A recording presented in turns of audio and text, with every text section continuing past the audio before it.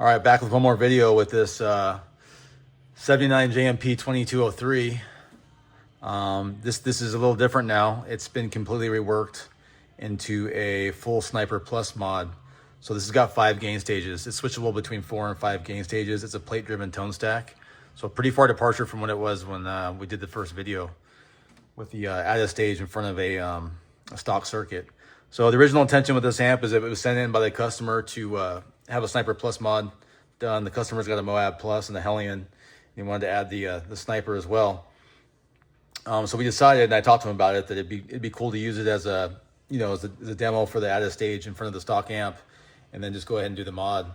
But after finishing the mod, I started thinking that it would be good to show an example of what the added stage can do in front of an amp that's actually modded for more gain, because we talked about that in the last video, that we're putting it in front of a bone stock amp. It's not going to be super high gain. Well, this amp has a lot of gain. It's got plenty of gain even without the added stage, and then when you throw that in front, that's how I have this one set up, is in front of V1. It's like a ton of gain, but it sounds really good, and it's really articulate, and it's got a lot of clarity still. So I want to do some demos of that, some demo clips for you guys to hear that. We'll switch back and forth between 4 and 5 stages. Real quick, I'll just kind of show you what I did in this amp. And with the mods that I do, when you send me an amp, they're pretty extensive. It's not just changing a capacitor here or there, or adding a bright cap or a bright switch, and then it's pretty much done. These mods are really extensive. So it's basically all the grounding in the amp is redone, right? So this amp now has 1, 2, 3, 4, 5, 6 ground points in the amp throughout across the front of the chassis. Okay, so the bus bar that was there before, the factory bus bar, is now eliminated, so we don't have that clumsy bus bar running across the back of the pots. It's a bad setup for high gain amp. So that's done. All the pots get replaced when I do these mods, so all brand new pots in here. Got a remote tone stack right on the pot, so the tone stack's off the board, it's gone. So that makes for lower noise floor. You can see the shielded cable that's being used in this, and the sensitive areas that will pick up noise. It's really imperative with something like this because it's just so many gain stages. Effects loop is included with my mods. That comes standard. This one, like I said, has been converted from the cathode follower. V2A is gone. That's completely gone. This is now a plate-driven stage. So you can see this cable here coming over to the treble pot. So the plate is driving the tone stack.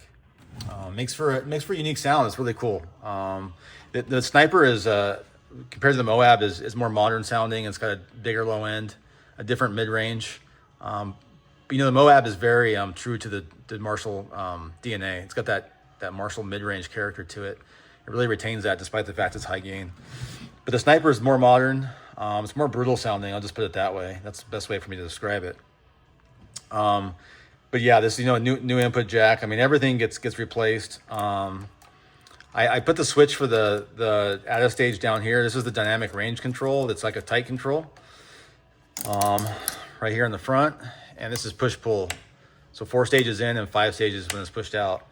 It's got a 3-way bright cap on it. It's got a 3-way drive switch down here below. Okay. And on this one, I went ahead and put a negative feedback control right here. There was already a hole drilled there from some mod in the past. It looked like for a small switch or something like that. I have no idea what it was doing. But instead of leaving that ugly looking hole right there, might as well use it for something. And have the negative feedback control in the front is actually super useful for dialing in the amp without having to reach in the back. I did have to run the depth pot in the back, so it's back here. It's got negative feedback and depth, but figured I might as well repurpose that hole. So this one's sounding really good. I'm going to throw it up on the same cabinet as I used for the previous demo with the stock amp with the added stage. It's a 412 with it's newer vintage 30s. These are the new. I think they're 2025 actually. I just got them recently, but they're really good sounding speakers. So we'll throw it on there. I'll do the same thing as I did with the stock amp. So I'm going to do riffs with 4 stages, and then switch over and add the added stage and make it 5 gain stages.